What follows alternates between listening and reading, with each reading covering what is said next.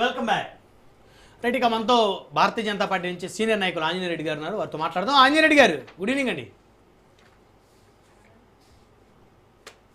ఆంజనేయ రెడ్డి గారు, వినిపిస్తుందా నా వాయిస్ మీకు? వినిపిస్తుందండి నా వాయిస్. యా వినిపిస్తుంది. ఆంజనేయ రెడ్డి గారు బాగున్నారా? యా బాగున్నాను, థ్యాంక్ యూ. మీకు ప్యానల్ ఉండే వాళ్ళందరికి కూడా నమస్కారాలు. 5% మీకు స్థానిక సంస్థలు పోటీ చేస్తారని వస్తున్నాయి మరి పేపర్లో. బ్రహ్మనాయుడు గారు, మీరు ఈ ఎలక్ట్రానిక్ ప్రింట్ మీడియా వాళ్ళు ఎప్పుడు ఎవరెవరు ఏం మాట్లాడతారు, దాంట్లో నుంచి మనం ఏ విధమైన వ్యాఖ్యలు చేయాలా, ఏ విధమైన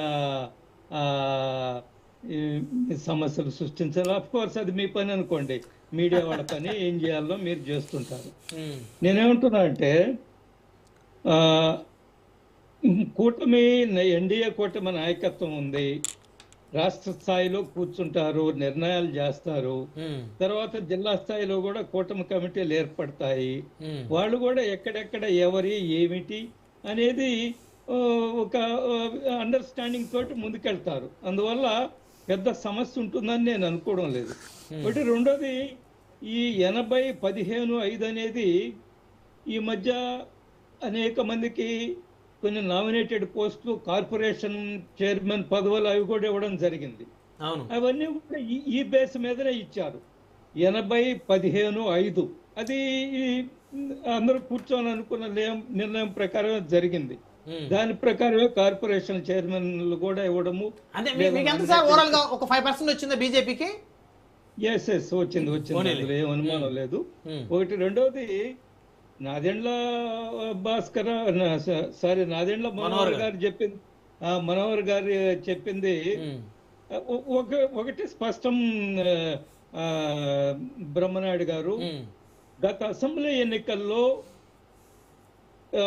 జనసేన త్యాగం చేసినందులో ఎటువంటి అనుమానం లేదు. త్యాగం చేశారు. రాజకీయాలు తప్పవు, త్యాగాలు, బలిదానాలు, రాష్ట్రం ప్రయోజనాలు కాపాడడం కోసము, లేదా ఒక మంచి ప్రభుత్వం తీసుకురావడం కోసము ఒక అడుగు వెనక్కి తగ్గాల్సిన అవసరం వచ్చినప్పుడు తగ్గుతుంటారు. ఇదేమి పొరపాటు కాదు. ఎందువల్లంటే రాష్ట్ర యొక్క ప్రయోజనాలు, ప్రజల ప్రయోజనాల దృష్ట్యా. అందువల్ల జనసేన అధినేత పవన్ కళ్యాణ్ గారు అందులో ఎటువంటి అనుమానం లేదు, ఒక అడుగు వెనక్కి వేశారు. మీ అందరికి కూడా తెలుసు, ఆయనకి 25 సీట్లు కేటాయించినప్పటికి కూడా కొన్ని వదులుకున్నారు కూడా. బీజేపీ కోసము ఆయన కొన్ని సీట్లు వదులుకోవడం కూడా జరిగింది. అందువల్ల నేనేమంటున్నా అంటే రాష్ట్ర ప్రయోజనాలు, ఎన్డీఏ కూటమి ప్రయోజనాల దృష్ట్యా నాయకత్వం కూర్చుంటారు, మాట్లాడతారు, అన్నీ కూడా సామరస్యంగా జరిగిపోతాయనే విషయంలో ఎటువంటి అనుమానం లేదు. కానీ ఇక్కడ వైసీపీ నాయకుడు నిజంగా కూడా చాలా పాజిటివ్గా మాట్లాడారు. మళ్ళా తిరిగి మీరే రావాలా, మీరే బాగుండాలా, మీరే అధికారంలో ఉండాలా, మీరే స్థానిక సంస్థల ఎన్నికల్లో విజయం సాధించాలని కోరుకుంటున్నారు. ఇదేమి చిన్న విషయం కాదు. వారు మొత్తం అందరినీ కోరుకోవట్లా, జనసేన బాగుండాలని కోరుకుంటున్నారు. లేదా జనసేన బాగున్నప్పుడు అన్ని బాగుంటాయి. దాని అర్థం ఏంటంటే, లేదా ఆయన బీజేపీ చెడిపోవాలని కోరుకుంటారా శ్రీకాంత్ గారు? అట్లా కోరుకున్నారా? లేదు. ఆయన ఎన్డీఏ కూటమి బాగుండాల. ఆయన ఏం చెప్తున్నారు? చర్చలో పాల్గొనేవాడు అందరూ కూడా బాగుండాలన్నారా?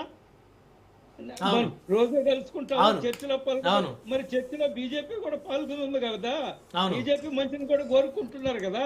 అందువల్ల వారు చాలా విశాలమైన హృదయంతో వ్యాఖ్యలు చేశారు. దాన్ని నేను ఆహ్వానిస్తున్నాను. Coming to the point, Janasena అధినేత పవన్ కళ్యాణ్ గారు నిజానికి మ్యాగ్నానిమస్ గా, విశాలమైన హృదయంతో ఆనాడు ఉన్న రాజకీయ పరిస్థితుల దృష్ట్యా, ఆనాడు ఉన్న రాష్ట్ర పరిస్థితి దృష్ట్యా ఆయన త్యాగం చేశారనే మనందరం కూడా ఏకీభవించాలా, అందులో ఎటువంటి అనుమానం లేదు. రేపు స్థానిక సంస్థల ఎన్నికల్లో ఆయన బహుశా నాదెండ్ల మనోహర్ గారు చేసిన వ్యాఖ్యలు వాళ్ళ పార్టీలోనే కొంత వేడిని పుట్టించాయి. కొంత సోషల్ మీడియాలో పెద్ద ఎత్తున చర్చ జరిగింది. అది వాళ్ళ పార్టీ ఇంటర్నల్ విషయం, అంతర్గత విషయము. దాని విషయంలో నేను పెద్ద వ్యాఖ్య చేయదలుచుకోలేదు. కానీ బై అండ్ లార్జ్ ఎన్డీఏ కూటమి చాలా సమన్వయంతో ఉంది, సానుకూలంగా ఉంది. కోఆపరేషన్ బిట్వీన్ 3 పార్టీస్ చాలా అద్భుతంగా ఉంది. అన్ని ఇన్ ఆల్ ఆస్పెక్ట్స్ ఎన్డీఏ కూటమి బాగా పనిచేస్తుంది. భవిష్యత్తులో కూడా ఈ స్థానిక సంస్థల ఎన్నికల్లో కూడా ఎక్కడెక్కడ ఎవరు ఏమిటి, ఎవరి బలం ఏమిటి, ఏదైనా కానీ బలాబలాలు అంచనా వేసుకోవాలి కదా. మనము నేల విడిచి సాము చేయలేం కదా. మనం నేల విడిచి ఏ పార్టీ అయినా నేల విడిచి సాము. ఓకే, ఇప్పుడు నాకు ఒక చిన్న డౌట్ ఆంజనేయుడు గారు, మీరు చాలా సీనియర్ మోస్ట్ పొలిటీషియన్, బలాబలాలు అంచనా వేసుకోవాలి. ఇప్పుడు భారతీయ జనతా పార్టీకి ఎంత బలం ఉందండి రాష్ట్రంలో? మీరు ఎందుకు అన్ని అసెంబ్లీ సీట్లు, అన్ని పార్లమెంట్ సీట్లు తీసుకున్నారు? మేము గత ఏమండి భారతీయ జనతా పార్టీకి మీరు తీసుకున్న స్థానాలు అంత బలం ఉందా మీకు ఆంధ్రప్రదేశ్ లో ఓటు బ్యాంక్ పరంగా? తప్పకుండా. మాకు 5 పార్లమెంట్ సీట్లు ఇస్తే మేము 3 గెలిచాం కదా. Please here me out Brahmanaidu గారు, ప్లీజ్ ఏంటంటే గ్యాప్ ఉంది, కొంత టెక్నికల్ ప్రాబ్లం ఉన్నట్టుంది.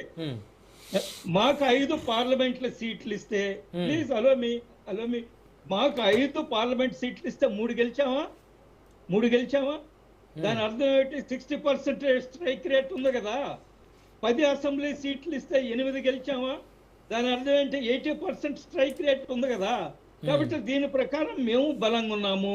గత 2 సంవత్సరాల్లో ప్రత్యేకంగా మా కొత్త అధ్యక్షుడు వచ్చిన తర్వాత, మా పివిఎన్ మాధవ్ వచ్చిన తర్వాత రాష్ట్రంలో ఒక బలమైన శక్తిగా తయారవుతున్నాము.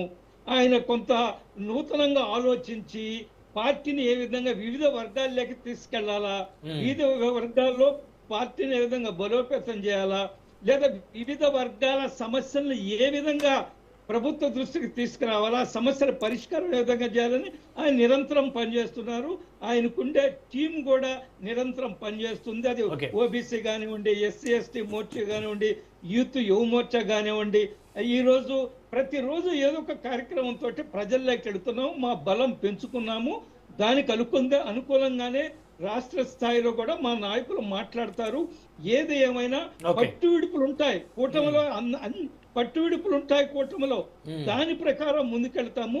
But one thing is sure, అద్భుతమైన విజయాలు ఈ స్థానిక సంస్థల ఎన్నికల్లో ఎన్డీఏ కూటమి సాధించబోతుందనే విషయంలో ఎటువంటి అనుమానం లేదు. వైసీపీ ఆశలు ఏవైతే ఉన్నాయో, భ్రమలు ఏవైతే ఉన్నాయో, అవి ఏవి సఫలం కావు. రైట్ మనతోటి తెలుగుదేశం పార్టీ నుంచి సురేంద్ర నాయుడు గారు ఉన్నారు, సీనియర్ నాయకులు.